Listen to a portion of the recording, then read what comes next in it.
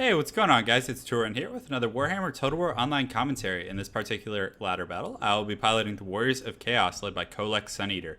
So definitely any excuse I can get to use him, I will always take in a hurry. So this actually turned out to be a pretty fun matchup. My opponent chose Karl Franz, so neither of us have the potion generals, and it's just an old-fashioned, good old fisticuffs fight. So definitely going to be a good one for you guys.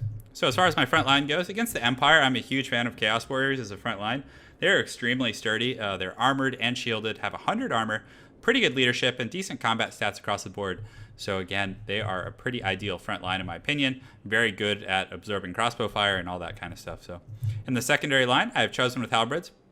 I always like to bring the Halberd, the Chosen with Halberds against the Empire because, again, they're quite good against Demogryph Knights, and they're pretty good against the monstrous units or flying units that they tend to bring. So, again, they're pretty good inclusion, and I guess there could be a debate as to, whether or not the Halberds or the Great Weapons are better in this matchup, but a lot of times I just get stomped out by Demogryph Knights, or it's a very close fight where, I have a few Chosen left against Demogryph Knights, and I definitely like to have these guys in. Regardless, their stats are so good that they'll do good, even with the Halberds against, great swords and things like that. So in the third line here, I have 3 groups of Forsaken. As you guys can see in my general formation, I like to advance this front line and engage them, and then I use the Forsaken because they have 48 run speed. That is so fast. So you can use them and circle around and get really good rear charges, and their charge bonus is 37, which is very, very high for infantry, and their weapon strength is 58. So they're very strong and very good at roaming around and getting rear charges against stationary armies. So, and you can look, comparatively speaking, the Greatswords have 28 run speed, against the 48 of these guys. So it is exponentially faster and really allows you to get pretty good flanks. Then I also have Kholek with his 520 weapon strength, which is pretty absurd. He definitely hits like a truck. I have an Exalted Hero here. And then I have Chaos Spawn. So with Chaos Spawn, what you want to do is you kind of just look at your opponent's army and find out where he has sword infantry. So against great swords, Chaos Spawn are a great engagement choice. You can send them in and they have anti-infantry. They just hit like trucks and can cut through those type of troops. You do not want to engage them with spearmen or halberdiers or other units like that. So again, just look for their sword units and send those bad boys in. Then, of course, I have a Chaos Sorcerer with the Lure of Fire, which I feel is very, very good with, this type of, kind of blitzkrieg, really aggressive shock tacticianship. He's going to be able to, give these guys the Flaming Sword of Ruin or additional armor-piercing capabilities, and that really allows them to just absolutely crack a battle line. And I really like the buff strategy with Chaos, where rather than Lure of Death, where you just kind of augment your troops, because Chaos troops are very, very strong. So if you can buff them just a little bit, they can generate pretty substantial value.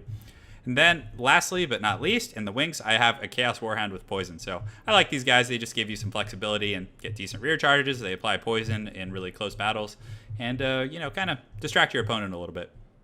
So as far as my opponent's army composition goes, he has great swords, front line of spearmen here, and then he actually has handgunners, halberdiers, additional greatswords. So kind of a mishmash of random Empire ranged units and infantry, but regardless, he does have halberdiers and other things like that, which will be good against Chaos Spawn, but against my other troops, definitely not the most effective. Then up here, he has Demogryph Knights with halberds. Perhaps he was expecting me to bring monstrous units. I have seen quite a few Chaos players lately who do bring a lot of like trolls and different things like that, although I don't think they're worth it per se, but perhaps that was what he was thinking. Then, of course, Karl Franz and a Davy Crockett Amber Wizard, who will be summoning a Manticore most likely. So sorry for the long-winded introduction. Without further ado, let's get started. So, of course, my army, in a very predictable fashion, is just going to advance directly on his. No funny business yet, but once we get a little bit closer, I'll probably go ahead and circle these Forsaken around like I was telling you guys. I really like it, especially with Kholek, because he is, a monstrous unit. He's very fast. He has 80 speed. So he's faster than most cavalry. And you can really just send these Chaos Spawn over here who are very fast, 42 speed as well.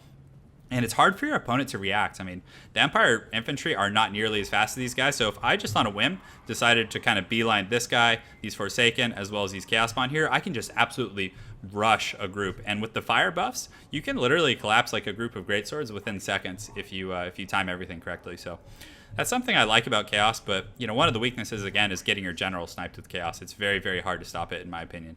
Again, I might just be a noob and you guys might have the magic solution on how to survive the general sniping as Chaos, but hey, any input you guys have would be greatly appreciated. Certainly would love to hear about that. So our troops are getting pretty close together, and I send these Chaos Warhounds around the back. Again, I circle path them, so I shift path and just had them do the full Monty, and I think my opponent realized and didn't want to waste his time chasing him, so He pulls these guys around and just parks them right here, which is good because now he can get a pretty decent dive on these Forsaken or some of my other units. And as you guys can see, the handgunners are now opening fire on the Chaos Warriors, but they're absorbing it quite well considering he has handgunners and additional handgunners back here shooting, and they're doing pretty good. And Kholek actually gets his Thunder ability here and does good damage. I mean, that was really, really good value out of that and disrupts the fire a little bit. So it looks like my opponent was coming to try and snipe my Chaos Sorcerer with the Lure of Fire, which is pretty common. A lot of Empire players will tend to just dive bomb, heroes like this. And, again, not a whole lot I can do. Thankfully, my Halberdiers were here, and they'll do really good damage against both these targets, and my Exalted Hero and Kholek. So, again, it's definitely going to be tough for him, but he does have his Demogryph Knights with Halberds who do have that anti-large capability. So we both kind of have answers to one another here. So Karl Franz does take a little bit of damage. So I was happy about that because that health is not coming back. As you guys can see here, I overloaded this flank over here with these Greatswords, with these Chaos Spawn, and then I also use these Forsaken and the Hounds. So the poison, and you can see, like I was saying, guys, it shatters Greatswords very quickly if you really time that shot combat. And these guys are going to go down, and I'm going to be able to overload this flank very, very easily. These Chaos Spawn are doing some good work in here. And across the front line here, his Spearmen and other units are holding pretty well against the Chaos Warriors. And the Cascading Cloak of Fire gives them armor piercing as well, which is really good. Because the Greatswords are pretty heavily armored troops, so any of that type of stratagem is going to be quite good. And right now I'm just kind of running the Warhounds on the back line, and I wanted to peel them over to these handgunners. So that's what I was talking about. It gives you that flexibility to really adjust to what your opponents are doing. And, they'll get in there and do some decent work. And at this point, I was able to do pretty well over here. These Chosen kind of got tied up with some of these Greatswords, and his Amber Wizard, I believe, is casting some different buffs on his troops, which is doing pretty well. But Kholek is definitely smashing some faces. He did take a good amount of damage from those Demogryph Knights with Halberds, but again, even with the unit that's, countering him, he's going to do pretty well. And a nice Thunderstrike there from Kholek, and that ability actually gives you a lot of flexibility. So if Kholek had a way of, staying alive longer in, most matchups and not getting targeted down, he could definitely be a viable general. So my opponent does get a Flock of Doom, which is quite good. A lot of my units were grouped up, but regardless, it's a little more effective against like Forsaken type units. So at this point, it's kind of just become, a central battle with both of us. I was able to overload this flank pretty heavily and pretty much crush everything, but he does send Karl Franz over there, as well as this Manticore, who are kind of tying everything up. So he did a good job there. And right now, my Hounds are being chased away by that Amber Wizard, which is totally fine with me, because that Amber Wizard, if it had been used with these Demogryph Knights, might have been able to put a little bit of crack in here, but these Chosen with Halberds are going to be able to make short work of these Demogryph Knights. Definitely a mistake engaging those there. In the front line, again, these Chaos Warriors are very, very sturdy. They're just holding against Halberdiers and these other units. And I got some Forsaken coming back from routing. And Forsaken are kind of like, how do you say it? They can route fairly easily, but they're a unit that you should definitely be cognizant of when they do route, because they have enough speed to get back in the battle and disrupt the backlines quite easily. So over here, Kholek is making friends with this Manticore, and he is definitely going to lay the hammer beat down. I'm not sure if Karl Franz kicked the bucket yet. I actually may have missed that, but I think he did. I think Kholek was able to lay the hammer down on him, and oh man, did you guys see that Manticore just get absolutely crushed?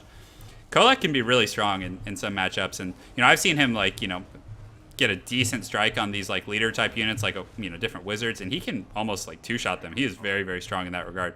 And his HP pool is also very high, so that's something to consider. He is large, so he's a bigger target, but again, he's fairly resilient. So at this point, it's kind of just finishing off the opponent's troops, and again, that Lure of Fire really gives you a ton of value out of all of your troops, and just gives you the melee defense as well as the armor piercing, which is pretty good against the Empire, who is a moderately armored faction.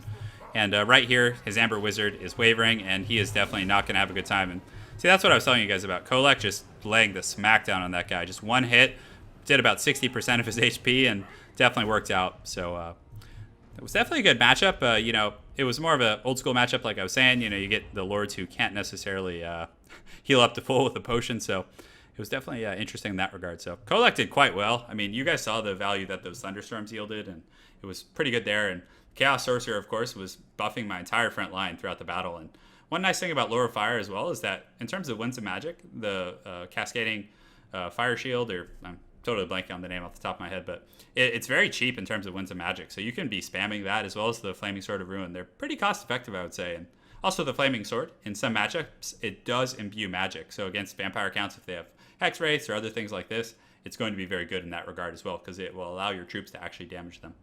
So again, the Forsaken did really good, and with the Chaos Spawn, they were able to really overload that flank. So that worked out quite well for me, and thankfully these Chosen were able to get a decent engage on those Demogryph Knights, because he did dive me in the beginning and try and take out my Chaos Sorcerer, but unfortunately his Demogryph Knights at that time did get tangled up with the Halberdiers, which was good for my cause. So definitely a good game to Midnight Falcon. Look forward to seeing you again on ladder. I always enjoy a good old fisticuffs match with some of the old school commanders and lords here. But thanks again for watching, guys. Really appreciate the support, and more content coming soon. Have an excellent night. Take care.